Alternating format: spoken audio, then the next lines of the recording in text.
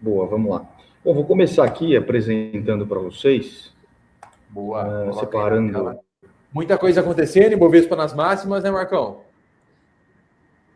A gente está vendo um movimento bem global, né? Na realidade, o Ibovespa, como uma bolsa emergente bem receptiva de capital externo, né? Uma bolsa com bastante liquidez, está sendo bem beneficiada por esse movimento, né? A gente está conseguindo enxergar aí, né?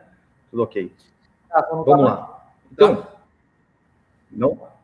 Desculpa. Não, tem que maximizar antes boa. de fazer o compartilhamento. Aê, boa. Boa, foi. Boa, beleza. Vamos lá, então. Semana para a Bovespa, a gente teve mais de 8% de alta, né? 8,53%, um movimento que fazia um tempinho que a gente não via, né? Um movimento muito puxado por investimento externo, né? Fluxo internacional. A gente já vai trabalhar um pouquinho essa questão do que vem acontecendo. Passando aqui, então, mais de 8% de alta. Opa, eu só esqueci de atualizar que a gente já está quase próximo dos 180 mil pontos aqui, tá? Então, mais de 8% de alta, S&P meio lateralizado, né? Então a gente teve uma semana de menos 0,65 e FIX subindo 0,85 também, DI caindo um pouquinho, dólar uma leve alta e Treasury também uma leve queda, né?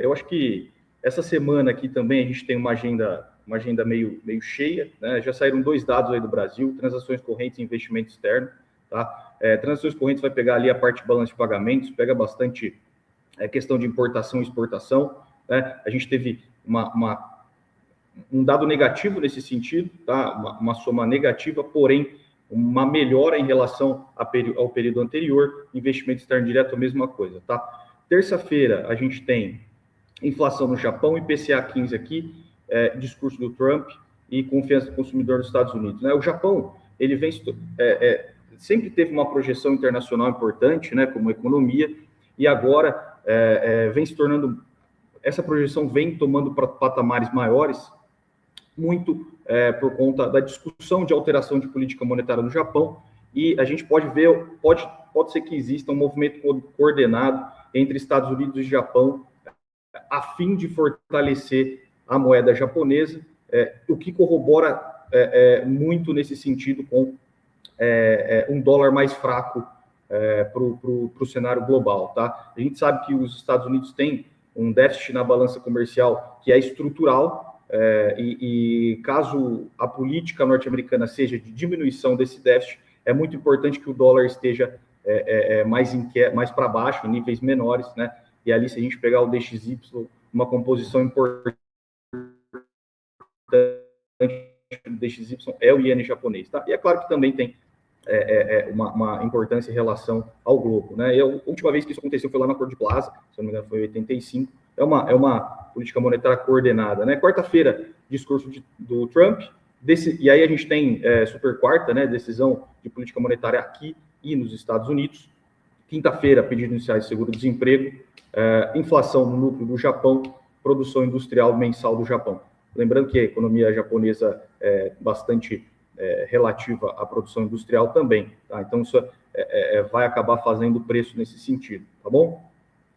Sexta-feira, bem carregado também, PIB da zona do euro, taxa de desemprego da zona do euro, IGPM mensal no Brasil, dívida bruta contra o PIB no Brasil, CAGED, PMI da China, né? Eu acho que o que eu queria trazer, vou passar depois, vamos lá. Expectativa de Copom, do Copom no mercado, a gente vê meio que estacionado em relação à semana passada, né? Então, uma taxa final ali de 12,40, mas o Boletim Focus, ele já nos mostra uma trajetória muito interessante para 26, 27, 28 ali, próximos anos, talvez a gente chegue numa Selic mais baixa, né?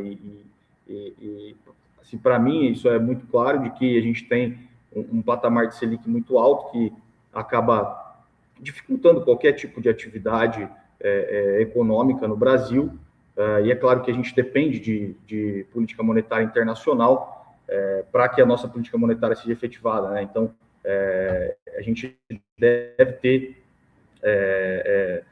a gente sempre tem essa relação, né, entre política monetária dos Estados Unidos, principalmente, de outros países centrais, com política monetária brasileira, A gente vê que o principal mercado hoje está colocando que a política monetária norte-americana agora, você vai ter uma manutenção da taxa de juros, né?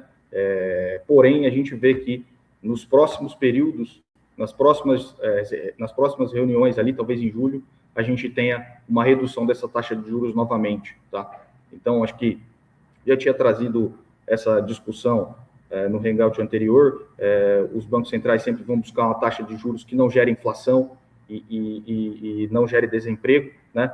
Você tem essa relação inversa, e esse caminho nos parece mesmo que é uma queda global de taxa de juros, né? E isso traz um cenário que, na minha opinião, assim, acaba por explicar o movimento que está acontecendo, né? Então, se a gente vê uma saída de liquidez de economias centrais, o ingresso e uma busca por novas alternativas de capital, a América Latina vem se beneficiando muito disso, né? Então, não é um movimento estritamente brasileiro.